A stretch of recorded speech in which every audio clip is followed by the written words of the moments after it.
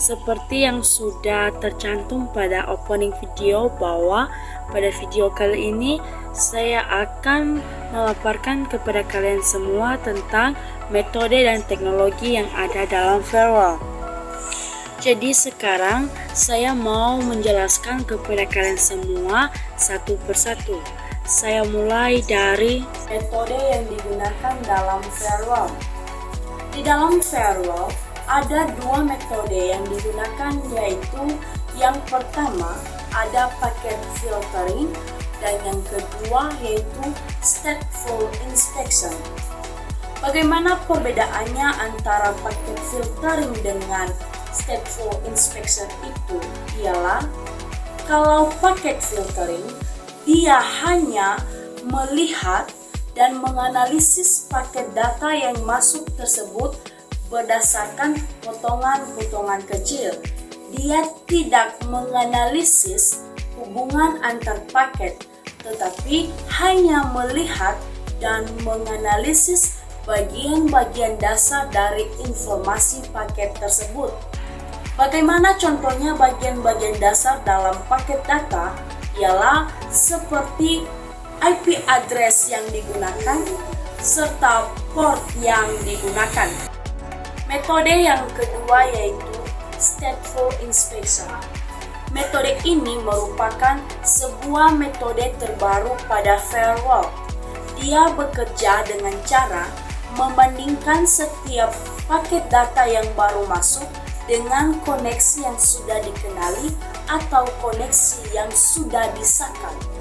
Jika semisalnya paket data yang baru masuk itu tidak sesuai dengan koneksi yang dikenali, maka otomatis firewall akan membuang paket data tersebut. Karena saya sudah selesai memaparkan atau menjelaskan kepada teman-teman semua tentang metode-metode yang digunakan dalam firewall, maka sekarang saya mau memaparkan kepada kalian semua tentang teknologi-teknologi yang ada dalam firewall. Jadi saya coba sebutkan kepada teman-teman semua satu persatu. Jadi teknologi-teknologi yang ada dalam firewall itu adalah ada 4. Yang pertama adalah service control. Yang kedua direction control. Yang ketiga user control. Dan yang keempat adalah behavior control.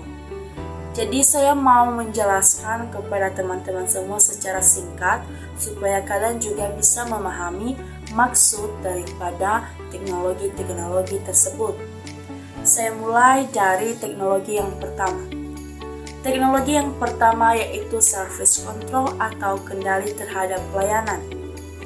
Teknologi ini bertugas untuk mengatur ataupun mengendalikan layanan apa saja yang bisa diakses oleh user, misalnya seperti layanan web dan email.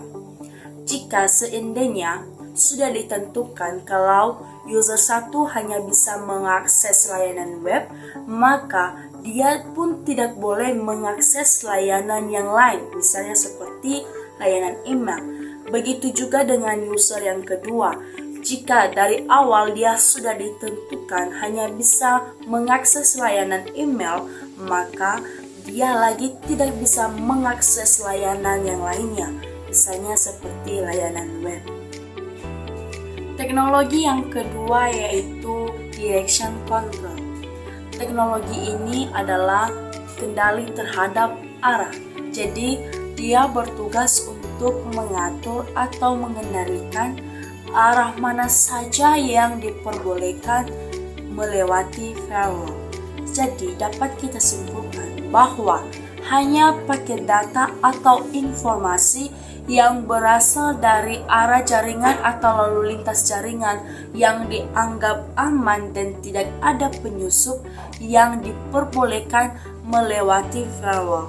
Dan jika semisalnya terdapat salah satu data atau paket data berasal dari arah yang tidak dikenal atau arah yang tidak aman, maka firewall akan langsung memblok atau membuang paket data tersebut. Dia menolak dan tidak memperbolehkan paket data itu langsung sampai ke si tujuan. Teknologi yang ketiga yaitu user control atau kendali terhadap pengguna.